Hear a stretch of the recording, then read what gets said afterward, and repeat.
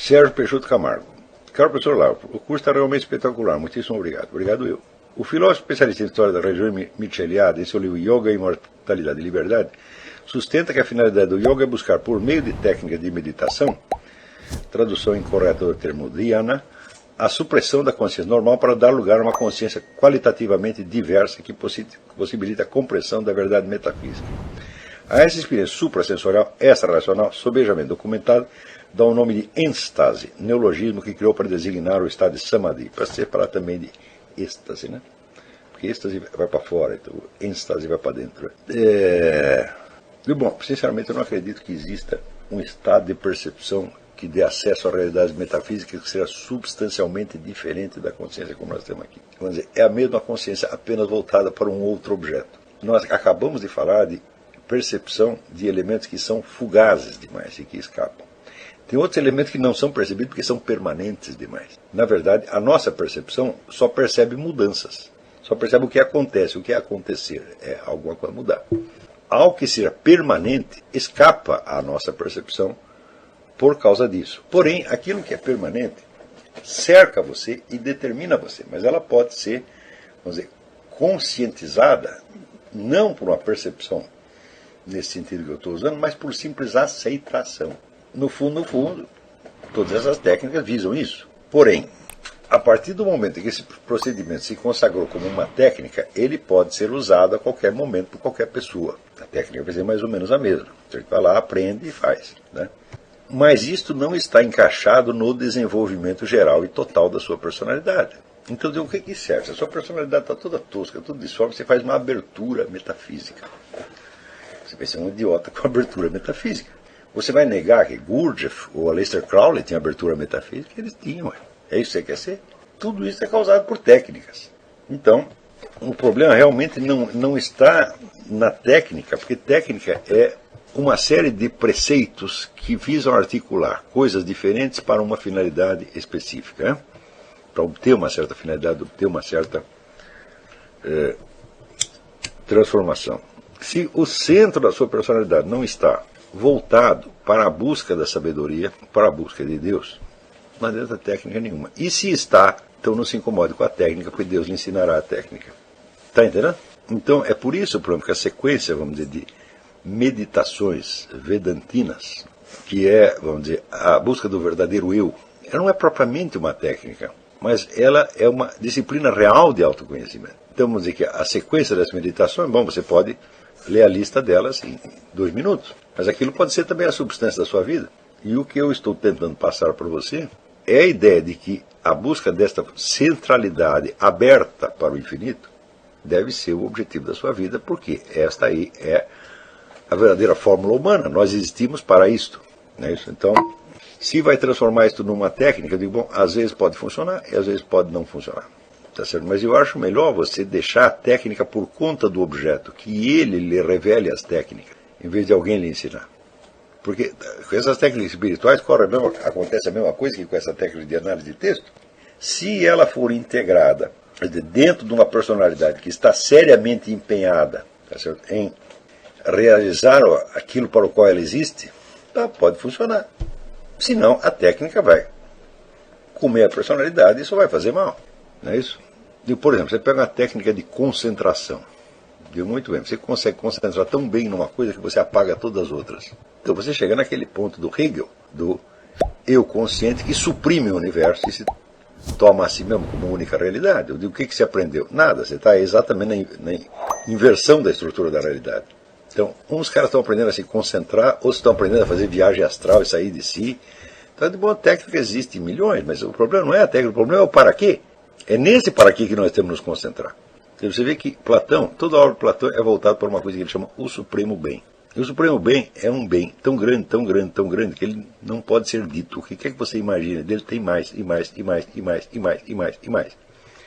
Digo, então vamos fazer meditação sobre o Supremo Bem. Fala, não. Meditação é uma coisa que você faz certas horas, durante certo tempo. Agora, a busca do Supremo Bem, eu digo, bom, faça isso 24 horas por dia, até quando está dormindo.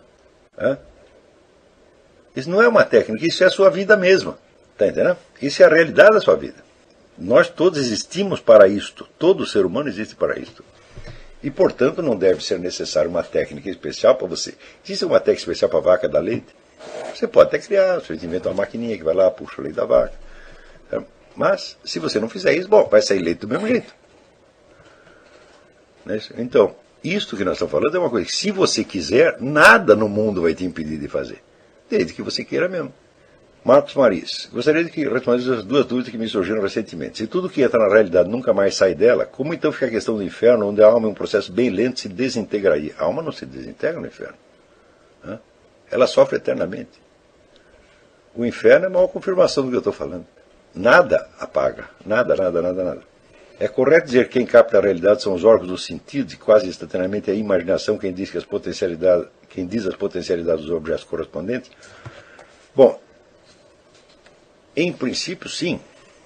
Tá certo? Quer dizer, em princípio, vigora a ordem dada por Aristóteles. Quer dizer, os órgãos dos sentidos pegam e a imaginação, né, ajunta, ordena e mescla aqueles elementos de modo a aparecer outras possibilidades. Porém, isto não significa que haja dois momentos temporais distintos. Há duas funções que estão operando juntas. Se você separa a imaginação e os sentidos, você quer que os sentidos funcionem primeiro e a imaginação depois, então você acabou de desligar a imaginação e você só vai perceber aquilo que está dado nos sentidos. Mas, veja, quando que você teve uma percepção puramente sensível? O que quer que você perceba, você já percebe, vamos dizer, com uma forma integral que você não está vendo. Por exemplo, eu estou olhando uma cadeira, só tem dois pés, mas eu sei que tem quatro. Eu estou olhando pessoas só pela frente, mas eu sei que elas têm costas. Nunca houve uma percepção sensível. Percepção sensível é o nome que, vamos dizer, que nós damos a um aspecto de uma apreensão total, na qual é impossível você dizer o que é sensível e o que não é sensível.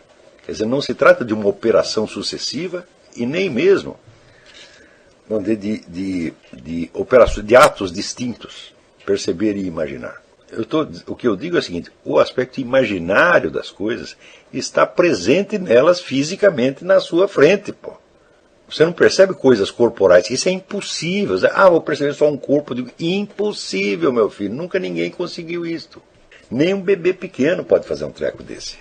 Então, vamos dizer, objetos sensíveis, não há objetos sensíveis, há objetos apenas. Que você, depois de tê-los percebido, você, ex post facto, retroativamente, você separa um aspecto que você chama de sensível de um outro que você chama de insensível. Mas se você fosse perceber essas coisas separadamente, você jamais comporia um objeto. Quer dizer, partindo da pura imagem sensível, eu posso chegar a ter uma coisa que eu chamo de objeto. Para pura percepção sensível não haveria objetos, haveria apenas percepções. E se eu tivesse somente percepções, eu não poderia saber sequer que são percepções. Então, você vê, nós estamos aí no fim de uma história de 4 séculos de ideias cretinas. Uma das ideias cretinas é esta: existe o mundo material, o mundo das coisas que estão aí, né, prontinhas, acabadas com a sua forma. Dentro dela existe uma outra coisa que sou eu. Esta coisa tem um negócio chamado cérebro e um negócio chamado 5 sentidos. E tudo isso em mim funciona, né, de acordo com as mesmas leis que compõem as coisas do mundo objetivo. Isto nunca existiu. Isto simplesmente não é possível. Isso é uma história da carochinha. Você não pode perceber uma única coisa, né, se você se ativer a materialidade da presença sensível dela. Não dá para você saber o que é uma bola. Porque a bola que você dá para o moleque só vai ver a bola por um lado, ele não pode ver a bola inteira. E diz, não, mas ele tem o tato. O tato pega outro lado da bola inteiro? Também não pega, E, no entanto, desde o início ele sabe que a bola não é uma coisa que está só nos olhos dele, Tanto que ele pega. Então, quer dizer, o que há é a presença do objeto. Isso que nós sabemos, Nós estamos num mundo, e nesse mundo, além de mim, tem outras coisas, e elas se relacionam entre si de uma maneira imensamente rica e complexa, tá certo? Na qual não é possível eu separar os elementos sensíveis e insensíveis. São apenas nomes que eu dou. Há aspectos que nem sequer podem ser definidos como tais. Veja, percepção e imaginação são nomes, na verdade, são figuras de linguagem. Não são coisas que existam, são lados pelos quais você tenta conceber as coisas para poder falar deles. Nós só podemos falar uma palavra de cada vez, tá certo? E nós não podemos fundir todas as palavras, mas o fato é que as coisas das quais nós falamos estão, os seus lados sensíveis e insensíveis estão fundidos inseparavelmente. Quer dizer, como que uma pessoa poderia reconhecer outra pessoa se ele tivesse que primeiro que percebê-la fisicamente e depois, por imaginação e construindo todos os aspectos que a compõem, a pessoa tem uma história, ela tem intenções, ela tem uma subjetividade. Como é, eu jamais ficaria sabendo de uma coisa dessa. Pior, se você imagina que conhece os 5 sentidos, você dá uma olhada nesse negócio de neurobiologia, você vai ver que não se sabe nada a respeito da relação entre o cérebro e os objetos. Nada, é zero. Você sabe sobre o cérebro, o qual também o que é? É mais um objeto. É? Agora, tem uns negros que falam assim, como se eles já tivessem explicado todo o processo perceptivo humano. Eu digo, não, você conhece alguns mecanismos cerebrais, alguns processos, e não tem a menor ideia de como esses processos, aspas, significam outras coisas.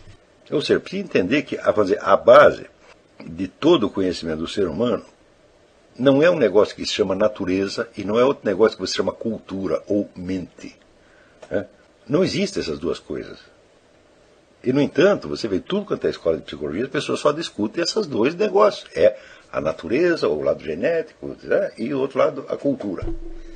Então, por exemplo, o sujeito cometeu um crime. O que fez ele cometer o crime foi a genética ou foi as más influências da cultura? Eduardo, junta essas duas coisas e você não pode compor um único ato humano. Porque aonde que elas juntaram, hein? Por exemplo, tem aqui a influência da natureza, tem aqui a influência da cultura. E elas juntaram onde? Na natureza ou na cultura? Não, tem que ter juntado no terceiro negócio. Então esse terceiro negócio você chama de psique humana. Se essa psique humana fosse apenas um resultado dessas duas coisas, ela não existiria em si mesma e seria apenas um composto e voltaríamos ao problema anterior. Então tem aqui a natureza, tem aqui a cultura e elas se juntam numa coisa inexistente chamada psique. Parece que não resolveu o problema. Então tem que entender de uma vez por todas que psique é uma realidade que existe em si mesma. Ela não é feita nem de genética e nem de cultura. Ela tem uma forma própria de existência, que é a de ser um centro agente e receptor. Um centro agente, portanto, ela é produtora de causas. O ser humano age. Existe, vamos dizer, dentre os vários elementos que compõem a sua ação, algo que ele chama de natureza e algo que ele chama de cultura. Mas a existência dessas duas coisas e o limite delas é duvidoso. Agora, a existência do ser humano enquanto sujeito agente não é duvidosa de maneira alguma. Então, quando você tenta explicar as ações humanas pela natureza e pela cultura, você está tentando explicar o certo pelo duvidoso, em vez de fazer exatamente o contrário. Aristóteles dizia que nós partimos dos conhecimentos mais seguros para chegar aos mais incertos e torná-los certos. A metodologia usada na ciência social e na psicologia é exatamente o contrário. Quer dizer, você parte de um dado de experiência, que é a existência da pessoa humana como ser agente e recipiente, e você tenta explicar por dois conceitos hipotéticos que você não sabe nem sequer definir, que se chamam natureza e cultura. Tudo por quê? Porque você não quer admitir que você existe. Então, existe um negócio que eu chamo natureza, existe outro que eu chamo cultura. Esses dois existem de maneira mais ou menos vaga e imprecisa. Mas eu não existo de maneira vaga e imprecisa. Eu sei que eu sou um fator agente. E eu sei também que eu sou um fator recipiente. Então, para que me dissolver em dois conceitos, chamar natureza e cultura, em vez de dizer, filo porque quilo. Eu sou um ser agente, portanto, nem tudo que eu faço pode ser explicado por causas que estão por trás de mim. Está entendendo? Eu sou causa. Está entendendo? Então, claro que pode haver outras causas externas, mas elas não podem agir sobre mim sem mim. Ou eu estou lá para receber a ação, ou eu não estou. Então, a psique não pode ser reduzida a outros elementos. Ela existe como tal. Então, e se não existe, para que existe a psicologia, meu Deus do céu? Quer dizer, se a psique não existe, então a psicologia será uma mistura de biologia e sociologia. Não é isso? Agora, a biologia vai falar, vamos dizer, de um negócio chamado natureza, que é uma coisa que a gente não conhece direito, e de outra chamada sociedade, que a gente não consegue, às vezes, nem conceptualizar. Agora, que as pessoas existem, é uma coisa que todo mundo já sabia antes de existir biologia e de existir sociologia e psicologia. Então, quando chega um sujeito e bate em você, você não vai dizer, foram fatores culturais ou genéticos bateram em mim. Você diz, foi o fulaninho, não é isso? Qualquer criança sabe disso. Então, por que eu não começo a estudar o fulaninho como força agente e recipiente? E ver como é que funciona. E daí você diz, existe uma realidade chamada psique que age assim, assim, assim, assim, assim, assim, assim. A existência da psique é muito mais segura do que a existência de natureza e cultura. Porque você nasceu, você já começa a conviver com outra psique, outra alma, que é a sua mãe, outra presença humana. Psique e presença humana quer dizer a mesma coisa, né?